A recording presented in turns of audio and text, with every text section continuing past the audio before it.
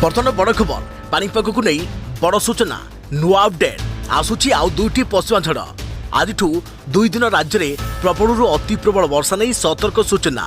आसंता 31 रे आउ एक शक्तिशाली पश्चिमा झड़ राज्य में झड़ बात्या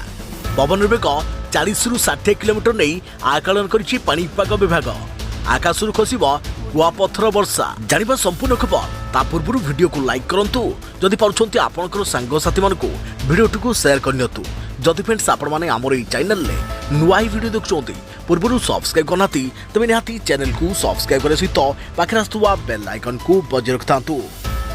तबे आसुची आउ दुटी पश्चिमा झड़ आज 2 दिन राज्य में घड़घड़ी सह प्रबल कुआपथर वर्षा नहीं संभावना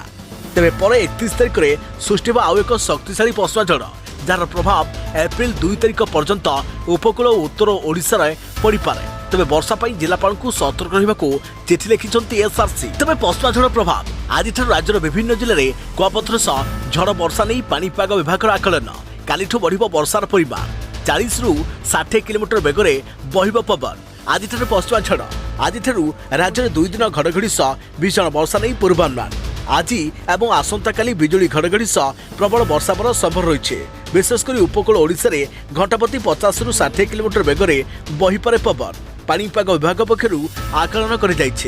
आज केन्दुझर मयूरभंज जाजपुर बालेश्वर भद्रक अनुगोल ढेंकानाल रायगड़ा कंधमाल गंजाम गजपति नयगढ़ और खोर्धा आदि जिले में 50 किलोमीटर बेगरे बहिब पवन किछि स्थान में कुआपथर माड़ होगा नहीं पानीपाग विभाग पूर्वानुमान करिछे विशेषकर मयूरभंज बालेश्वर गंजाम और गजपति जिला किछि अंचल में कुआपथर वर्षा संभव रही तेणु यही 4 जिला येलो वार्निंग जारी कर जाइछे तेबे आसंता काली समग्र उपकूल और आखपाख जिले में झड़ बात्या हेबो आसंता 4 रु 5 दिन तापमात्रा रे विशेष परिवर्तन हेबार संभावना नहीं पर 30 तारिख में सृष्टि नहीं आउ एक पश्चिमा झड़ संभावना जार प्रभाव एप्रिल 2 रु 4 तारिख पर्यंत उपकूल और उत्तर ओडिशा रे देखा मिलिबो गत सप्ताह पश्चिमा झड़ प्रभाव सारा राज्य में पड़ता तेज उपकूलवर्ती जिलागुड़िक पश्चिमा झड़ प्रभाव में व्यापक वर्षा होता एथिपाई किछि स्थान में फसल नष्ट होइतिबा सामनाକୁ आसीछि।